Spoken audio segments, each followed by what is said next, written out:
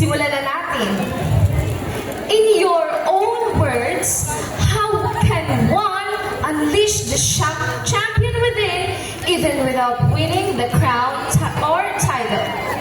Sa iyong sariling mga salita, paano mailalabas ng isang tao ang kampyon sa kanyang sarili kahit hindi manalo ng korona o titulo? Uulitin ko po.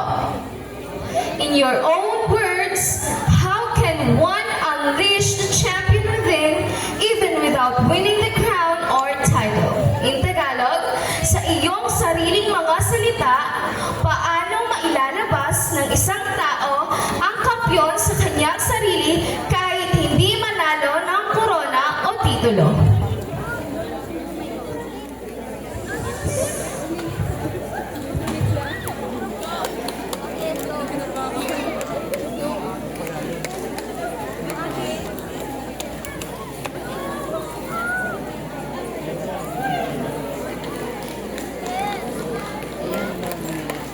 Palakpakan po natin siya.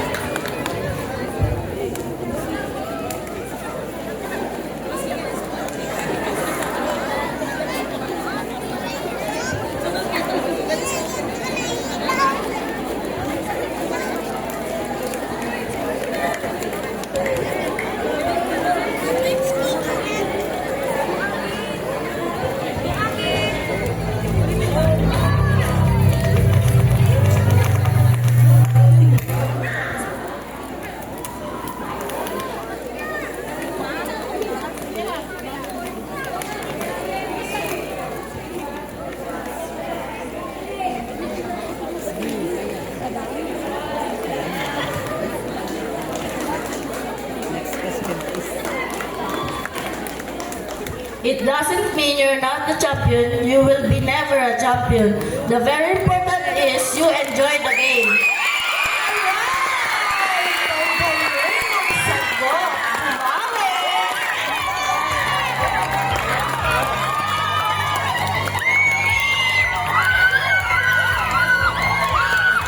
Thank you so much, candidate number 1. Alright, bago po tayo magpatuloy, hinihingi ko po sa aking mga madam na manatiling tahimik po at bigyan po natin ng pagkakataong tapusin ang kasagutan ng ating mga candidates.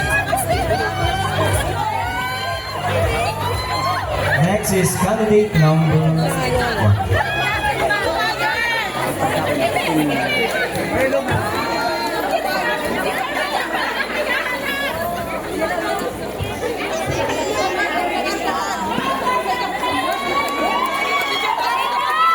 Good evening, candidate number 1. Balita namin isa ka sa mga ayaw sumali o napipilitang sumali sa ganitong pageant. Pero nakita namin na simula production number hanggang ngayon, isa ka sa mga palaban.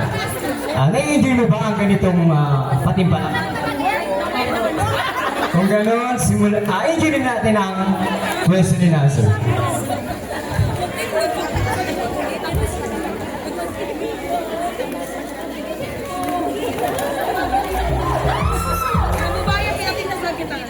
I read the question twice. Okay, so good luck. What personal barriers have held you back?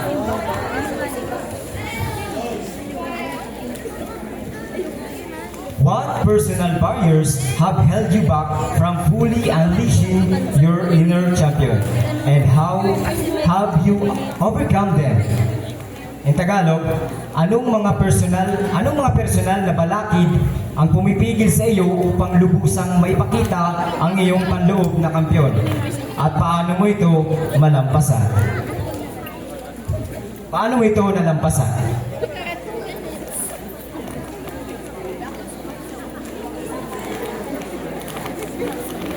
Again, what personal barriers have held you back from fully unleashing your inner champion? And how have you overcome them? In Tagalog, anong mga personal na balakid ang pumipigil sa iyo upang lubusang maipakita ang iyong panloob na kampyon? At paano mo ito nalampasan?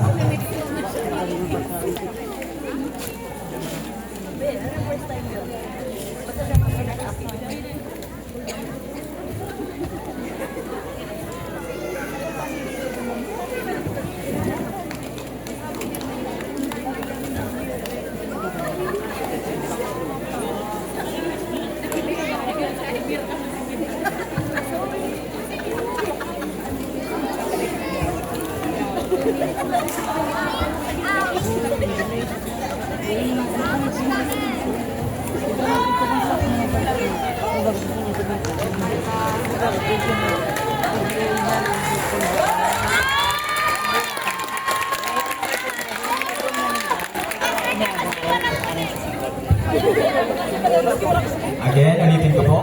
What personal barriers have held you back from fully unleashing your inner champion? And how have you overcome them? Sa Tagalog, anong mga personal na balakid ang pumigil sa iyo upang lubusang maipakita ang iyong panloob na kampiyon? At paano mo ito nalampasan?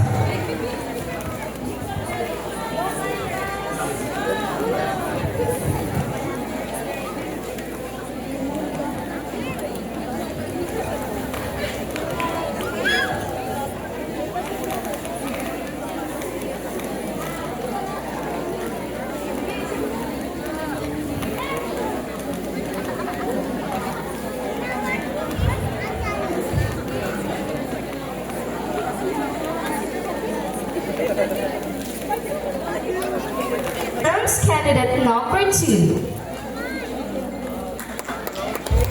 Nox Guapa!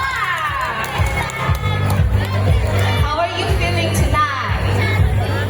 Ako po ay masaya na ako po ay nakasali sa ganitong katimpalak. Alright! Handa ka na bang sagutin ang ating Q&A? Handang-handa na po! Okay! So bumunot ka na.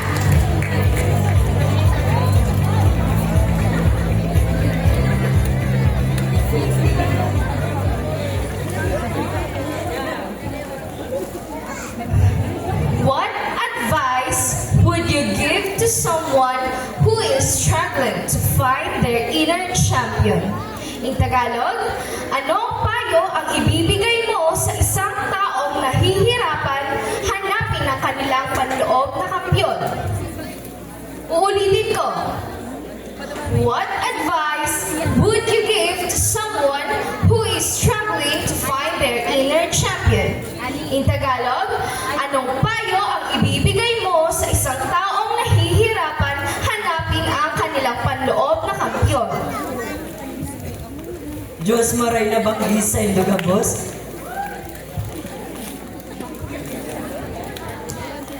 Diyos maray na banggi sa Ilogabos. Bilang isang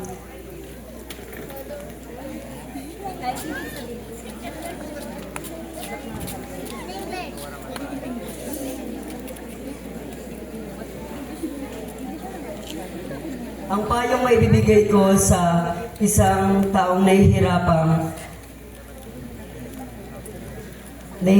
ang mahanap ang kanyang nahihirapang kuha ang kanyang champion. Ito lang po ang may papayo ko sa kanila ay ang sports.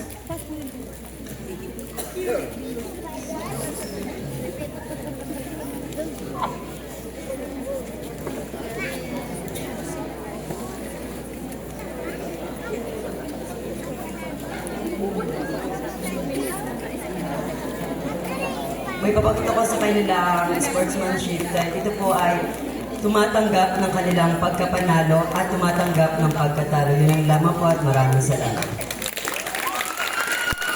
Thank you for that wonderful answer, candidate.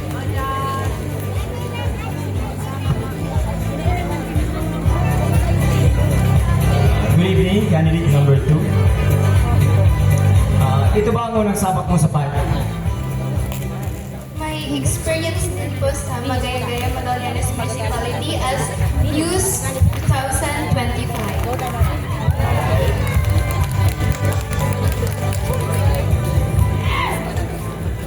Alright, good luck.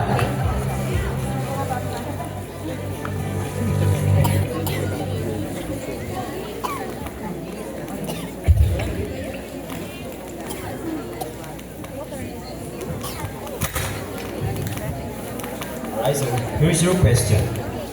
Why is it important to celebrate not only the winners but also every participant in intramurals? Bakit mahalagang ipagdiwang hindi lamang ang mga nagwagi kundi pati na rin ang lahat ng lumahok sa Intramurals? Maraming salamat sa napakaganda mong tanong.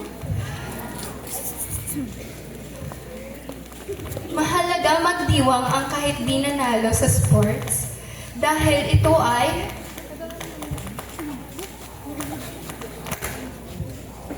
Again, basahin ko pa. Why is it important to celebrate not only the winners but also every participant in Intramurals? Bakit mahalagang ipagdiwang hindi lamang ang mga nagwagi, kundi pati na rin ang lahat ng lumahok sa Intramurals?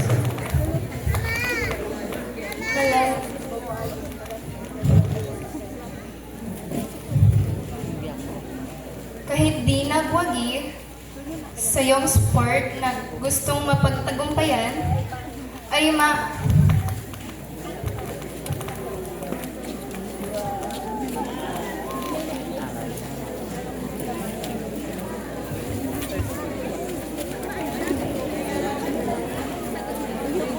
sa sports na gusto mo, pwede ka magdiwang dahil dito mo pinakita ang iyong katibayan sa sports.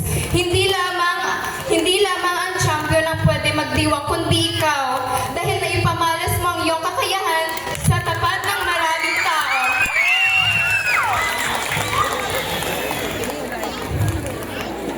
Dahil ang champion ay hindi nasusukat sa iyong galing at tibay.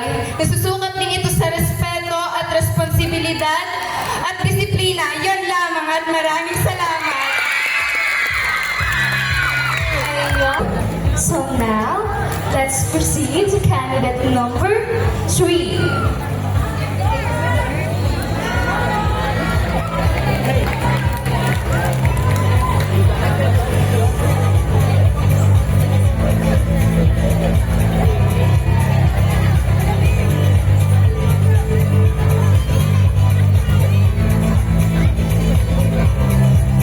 Anong nararamdaman mo ngayong gabi? Ang aking nararamdaman ay halong kaba at saya. Galing. Ngayon, handa ka na bang sagutin ang mga katanungan na kahanda? Handang-handa na po. Okay, so, pakiusap, umunod na po.